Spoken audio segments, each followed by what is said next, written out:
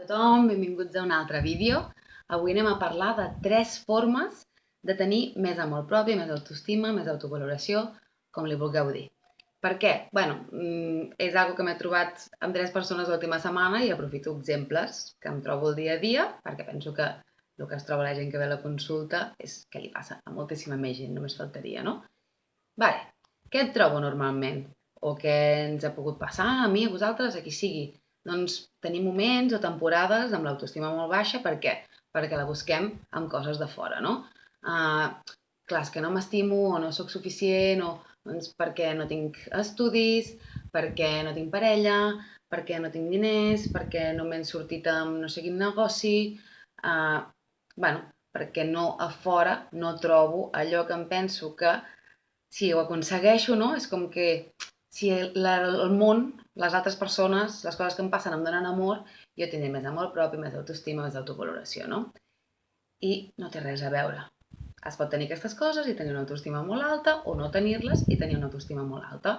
Segur que teniu casos o persones al voltant, familiars, amics, el que sigui, que els veus i dius, ostres, és que és guapa, és intel·ligent, té èxit, tot li va bé i, hosti, té l'autoestima molt baixa, és insegura, li falta confiança, no s'atreveix a fer no sé què. Si jo tingués tot el que ella té, no? Tindria l'autoestima pels núvols. No té res a veure, sí? I hi ha altres persones que potser sembla que no els hi vagi tot tan bé, que no siguin tan guapos, que no tinguin tant d'èxit, que no tinguin tant d'això que considerem que és important tenir, i que en canvi tenen molta seguretat en ells mateixos, molta confiança i trepitgen fort. Vale, com ho puc fer per aconseguir més autoestima, més valoració, en comptes de fixar-me en aquestes coses que hem dit ara, no? La primera, molt típica, l'hem sentida, però no ho hem assimilat potser lo profund que hauríem d'haver assimilat, que és acceptar-nos. I què significa acceptar-se? Significa deixar de comparar-se, no? Que si l'altre té més, que si l'altre li van més bé les coses, que si és més guapo, que si té més èxit, que si té més gent al darrere, que si té més diners, que si té més negocis, que si... Vale? Cada vegada que jo em comparo, inconscientment m'estic dient que jo sóc menys, que jo val menys, que jo no tinc suficient i que els altres tenen més drets que jo a estimar-se o a sentir-se valorats perquè a mi em falten coses com per poder-me permetre'm estimar-me.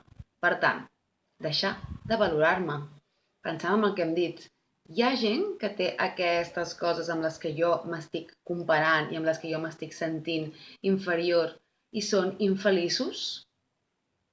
Sí.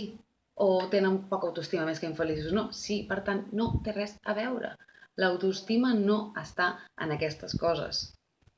Que em fa sentir bé aconseguir tenir èxit o tenir diners, em dona tranquil·litat, lògicament. Però l'autoestima va a part. Té a veure amb la consideració que jo tinc de mi mateixa. I la consideració que jo tinc de mi mateixa, l'estimació que jo tinc cap a mi, no dependrà de que em vagin millor o pitjor les coses. Té que ser, no pot ser algo tan flexible, tan que se'n vagi, no? O sigui, el 2018 m'estimava perquè tenia això, el 2019 no perquè...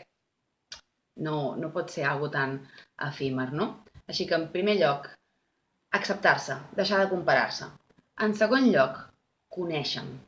És superimportant saber qui sóc per estimar-me, saber quins són els meus defectes, les meves fortaleses, les meves virtuts. Molta gent, o jo mateixa potser fa uns anys, no? Segur, potser no, segur, que et preguntin 5 coses bones sobre tu, 5 coses increïbles que tinguis i que no sàpigues dir-ne més d'una. O hi ha gent que no sap dir-ne ninguna, no? Preparant-se per les entrevistes.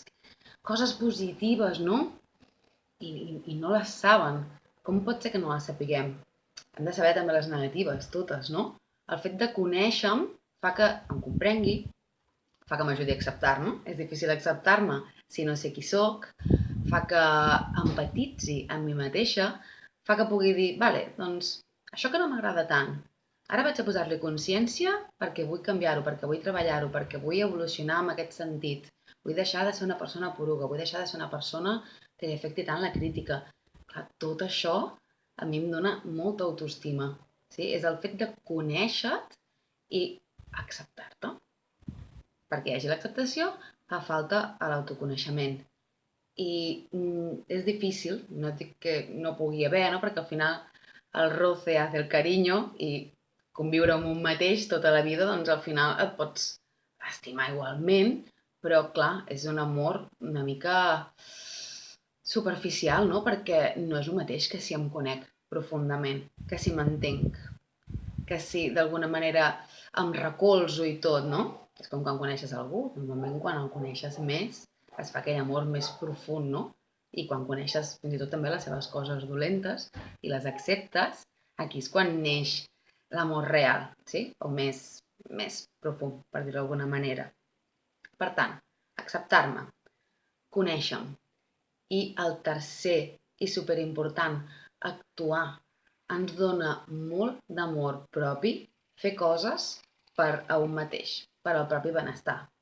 És a dir, cuidar-me, fer esport, apuntar-me a aquell curs de cuina que sempre he volgut fer o aprendre, canviar alguna cosa que no m'agrada o millorar en algun aspecte, o, bueno, tot el que sigui moure'm cap a enriquir-me em dona moltíssim amor propi. No confonguem el actuar, el fer coses, amb els resultats.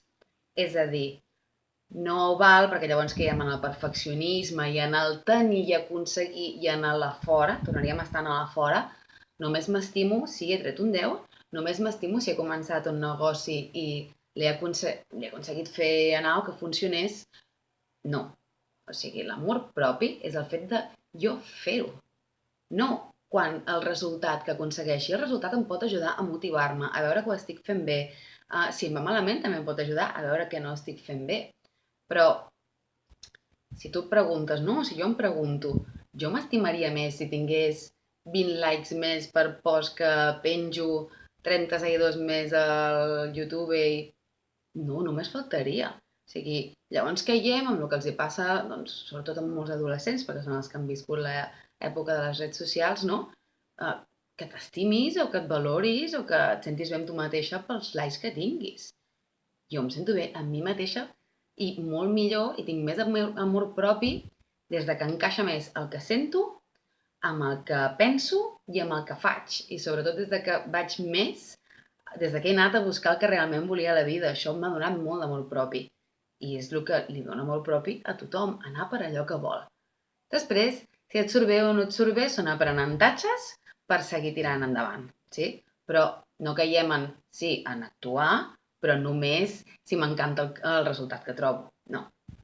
Per tant, 3 coses. Acceptar-me, conèixer-me i actuar amb això que accepto i amb això amb el que ja sé de mi mateixa. Deixar de buscar en les coses externes per estimar-me, perquè si no què passa? Que estem a la merced, no? De l'exterior, de la vida, dels altres, per tenir amor propi, per tenir autoestima. L'autoestima, l'autovaloració no pot ser algo tan flexible i que variï tant. Ha de ser algo molt més fort, molt més profund, no? O molt més fixa, sí? Bueno, espero que us hagi agradat. Si és així, poseu-me un like, un comentari, compartiu. I si voleu més informació, ja sabeu, com sempre, a gemapallars.com. I fins la pròxima. Adeu!